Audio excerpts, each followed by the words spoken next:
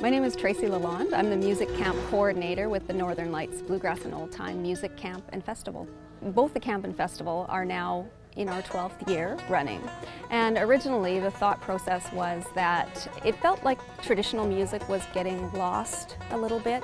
People would think about the music that they grew up in their kitchens and around their campfires. And there was a group of organizers who thought that that music was being a little bit lost.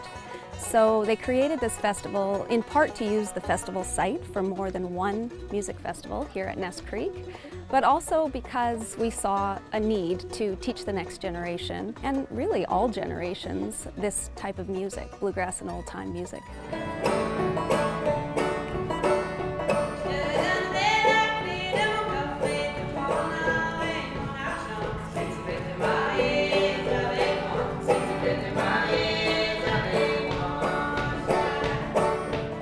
We approached the Saskatoon Bluegrass Society and said, you know, we like bluegrass music and we think you should have a bluegrass festival up at Ness Creek. And the society, it was sort of split. Half of them thought, what a great idea. And the other half thought, are you absolutely nuts? And so out of that, there was a few more people that kind of got interested in a bluegrass festival and music camp. They formed the Northern Lights Bluegrass and Old Time Society and created the Bluegrass Music Camp and Festival.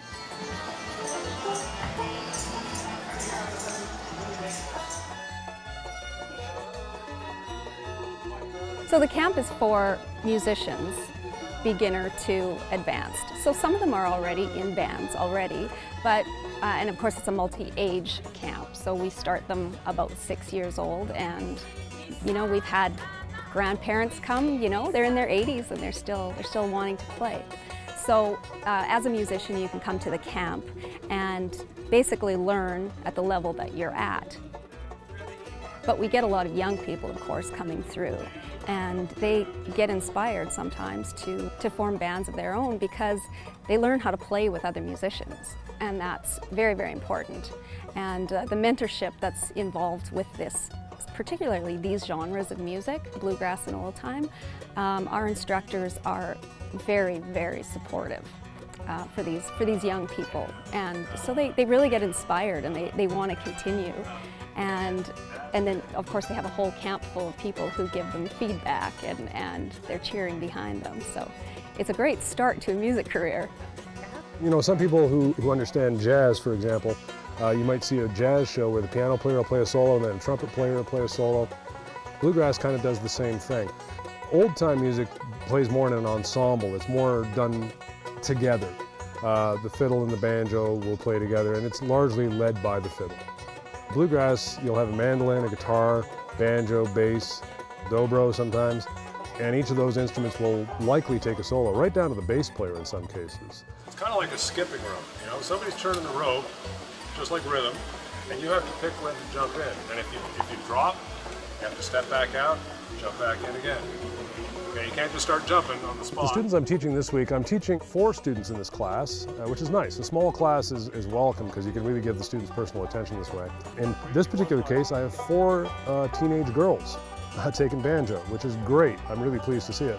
It's largely been a man's instrument for a long time, but I'm really glad to see women pick up a banjo. It's a lead instrument, and a lot of times bluegrass has often been considered a man's game, but women are playing it and doing a very good job at it. There are women who've award-winning banjo pickers out there, Kristen Scott Benson being one. And I think some of the girls in our class are doing quite well. They've learned how to play a song within a day. So I'm encouraged. Did you do it? Okay, let's hear one person at a time because it's a cacophony. You want to go first? And it's nice to see young people getting into what many would consider an older style of music. So it's been really enjoyable. The first day was a little bit of ice breaking, but today I've gotten some smiles and some success. So really happy to see the progress.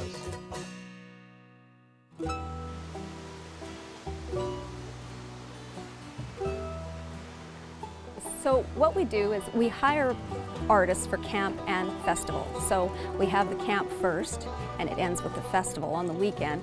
So we get some of our main stage acts to come out early here and teach the camp. So basically whatever you would see a main stage artist playing on the main stage, they would teach that as a camp class.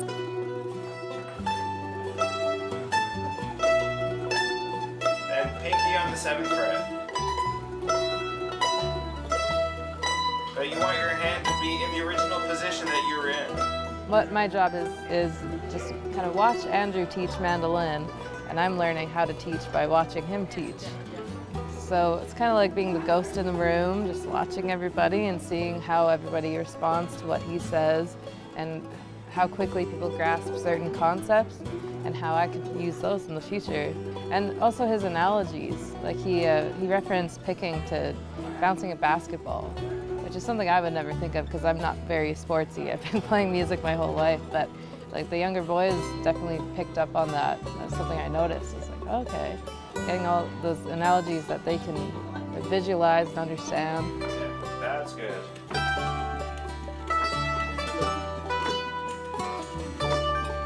I always say that you can be a fantastic musician, but it takes a special person to be a teacher as well. So we like to think that we get those musicians out who are really skilled at teaching. And there's a little bit of I always say that festivals happen. You can go to a festival, you see a band whisked onto the stage, and then they're whisked off when they're finished, and there's no interaction with people, you know, or very little, rather. I guess it depends on the festival. But with our festival, this group of 125 students gets to know these main stage artists quite well through the week, and then they're friends by the weekend, and they get to see these teachers and these artists perform on main stage, and it's, you know, it's quite an intimate thing for them. I was suddenly, for the first time in my life, very popular with the young men. Like very, very popular. I think, you know, they were looking for a girlfriend from the north. So if you do perform on stage, sometimes it's awkward in between songs to know how to address your audience when you're not singing or playing. So we had a storytelling workshop that helped people sort of relax in front of their audience and just, you know, feel free to tell funny stories. Storytelling is a big part of this type of music, you know, especially in the old-time circles. Storytelling is big, and a lot of the songs that we perform are story songs as well. Bluegrass, it's driving, it's energetic, it's sad lyrics put on a very happy melody. You know, it's just something you don't get from other genres. Like, for me, as a music listener, I listen to the melody first and the music, and then I listen to the lyrics after. So I'd be like, oh, this is such a good tune, like listen to that melody and the banjos and everything, and you listen, it's like, my dog ran away and my girlfriend left too, and, you know, it's like, oh, wow. So it always takes you back. There's never a dull moment in bluegrass lyrics. People always think when you listen to bluegrass music, you're a hillbilly, but that's not true.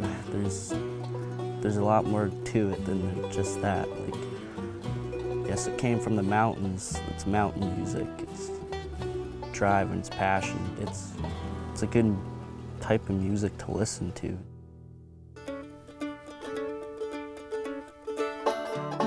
What I like to tell people is you're never too young or too old to learn. So some of the aspects that I really like about the camp is that it's intergenerational.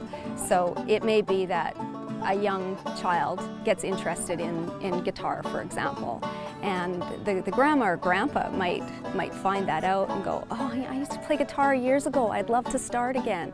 So the grandma and the grandchild, or the grandfather and grandchild, will come to camp together, and they'll each be taking a class, sometimes in the same class. So age has nothing to do with it. You know, you just come out and you have a fantastic week. You're amongst like-minded people. It's very inclusive, whether you ever want to be on a stage or not, whether you just want to get a little bit better in your instrument or with your singing, you're welcome, and you're welcome to use this camp as sort of the jumping off point for that.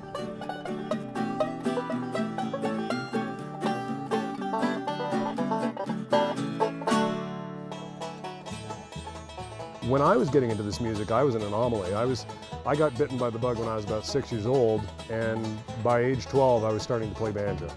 And I was hanging out with people who were my parents' age at that time and older than that. I was the only kid around a lot of this music. And now I come to a place like this, and there are as many kids as there are adults. And I find that very encouraging, you know, for the music and for people in general, because I think this is good for you. You know, playing music, whether it's bluegrass or old time or country or whatever, you know, doing a singular task in a world where people are multitasking and sitting in front of computers all day long, you know, getting your hands on something technical and satisfying, such as playing a musical instrument or painting or whatever it may be, doing something artistic is wonderful. And I'm very pleased and very encouraged when I see young people coming out to do this. It's wonderful. And it's amazing that we have to travel, you know, sometimes as many as 1,000 kilometers away from home to sit down and chat. But that's how busy life is these days, you know, with our work and our respective schedules. When we're in a place like this, we're kind of on Gilligan's Island for a little while, and we get to know each other all over again. And it's nice, you know, it's a fun way to reconnect. Sometimes you feel like you've drifted apart from these guys because there may be some time between gigs, and a gig's a gig, you do the job and you head home. But when you're in a place like this, you're camped out. You're in the compound, and you get to socialize and talk and eat dinner together and reconnect. After 12 years, you know, sometimes we've had students that maybe not all 12 years have come back, but many of them, there's been a stretch of, you know, 5, 6 or more years. And just to see the musical growth that happens over that time period is really inspiring. And the other thing I love is seeing people introduced to this genre, because, you know, some people may hear the word old time and there'll be a connotation that it's sort of music for older people, but they get introduced to the musicianship and it's jaw-dropping, really. These are some of the best artists out there in this style of music. You know, the musicianship is quite stellar. So I love seeing people introduced to that when they don't know anything about it. And there's really a surprise factor, and we usually make them fans by the end of it.